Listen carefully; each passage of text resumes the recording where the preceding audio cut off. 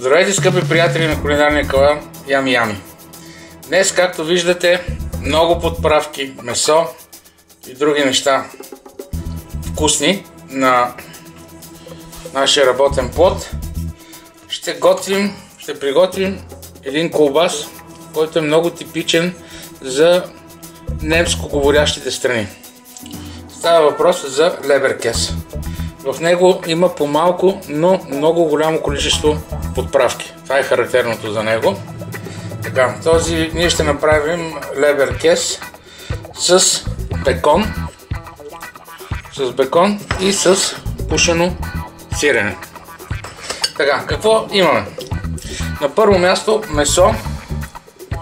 Това е 2 пъти смляно свинско месо и говеждо в пропорции 3 към 1. 3 части свинско месо, 1 част говеждо месо. Свинското месо е от свинска плешка и свински гърди, докато телешкото е многосортово месо.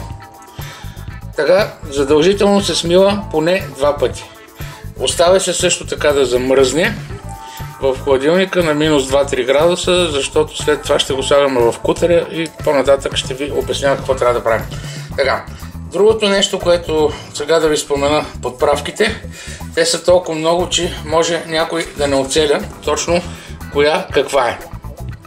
Значи, със сигурност почвам тези, които със сигурност ще ви кажа. Значи, става въпрос за чили едро смляно, сух чесън на гранули, това е бакпулвер, кимион, вие може да сложите някоя любима подправка, това се позволява, 1 към 1 сол обикновена и сол нитритна, майранек или майорана, това е сухо мляко, това е картофено нишесте. След това имаме бял пипер, индийско орехче, бял синап, който в случая е жълт, но се казва бял синап, джинджифил, сух смлян, кардамон и какво не казахме? Не казахме лукът, сухия лук на флейки и това е всичко. Мисля, че всичко споменахме. Забравих за смляния кориандър и за това, че ни трябват съответно форми, в които да печем леберкеза. Започваме с това, че ще смелим лука заедно с майорана, за да се получат подправки на прах. Тук всичко трябва да бъде на прах, не трябва да има по-големи парчета. След което ще разделим месото на 2, подправките ще съберем в 2 купи и така на 2 части в кутера ще го мелим. Месото сложихме малко да се стегне в хладилника, да видим температурата. Температурата му е минус половин градус, което става. Така, разделили сме месото на 2 части, подправките също, приготвили сме и ледените люспи, които ще ни трябват, и машината, с която ще работим, е този термомикс. Ето, драги зрители, как работи термомикса. Бърка, вижте вътре. Преди малко сложих подправките. Като се разбърка още малко, ще започна да слагам от ледената вода. Ето какво се получи в термомикса. Една такава маса, гъста. Така, трябва да проверим температурата. Дали е станала спойка. Температурата в никакъв случай не трябва да надвишава 12 градуса. Предполагам, че е по-ниска.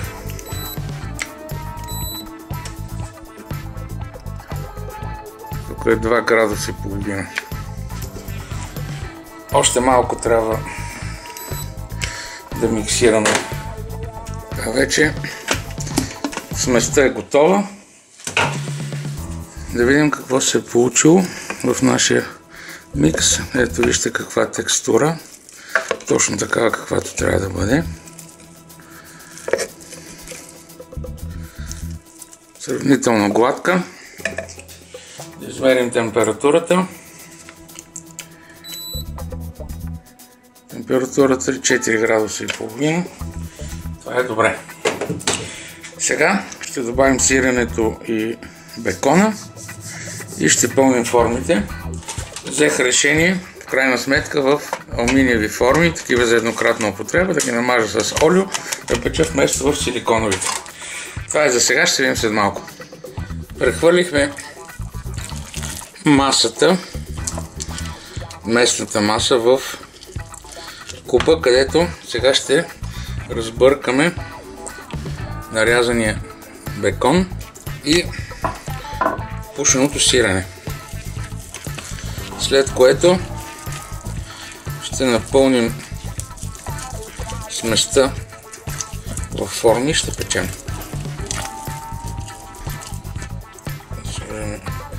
Сиренето. Добре, сложи ги в фризера за 15-20 минути, за да станат по-твърди. Премесването да не се смачкат. Ще намажем формите с масло или олио и ще напълним в тях сместа.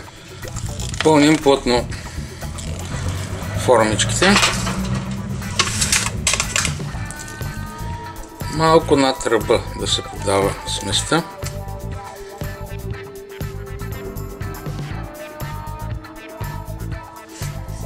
Малко да го оплътним.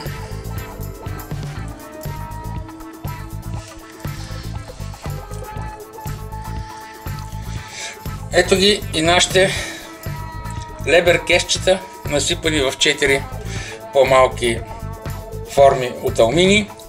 Загряваме предварително печката на 180 градуса и като загрее ги слагаме 15-20 минути на тази температура, след което намаляме температурата на 160 градуса и печем още около 60-70 минути, докато в центъра на колбаса на леберкеса температурата достигне 68-70 градуса. Това е, започваме да печем. Ето как се печат нашите, те са вече опечени, нашите леберкесчета, които сега ще извадим да изстинат.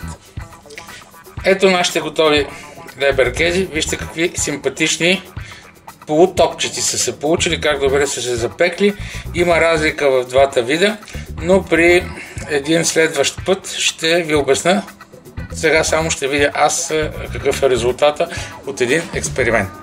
Чакаме малко да изстинат и прибягваме към дегустация.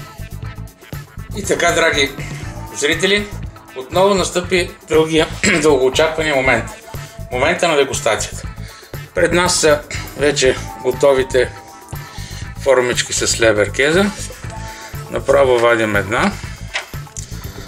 Така, има малко водичко останало, това не е нищо. Вижте как добре е изпечено. Сега го отрежем от този край.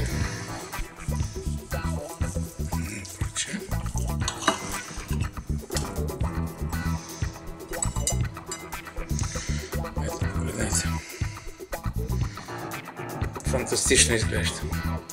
Сочно. Виждате ли кашкавалчетата? Това е пушения бекон. Всичко си има. Сега да го опитаме на вкус.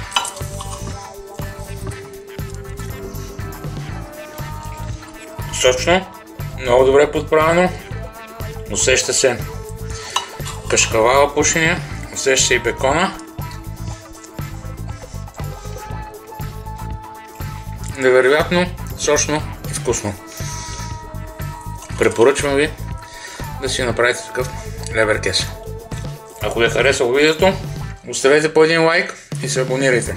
Хубавите, интересните филми предстоят. Това от мен, всичко хубаво, бъдете здрави!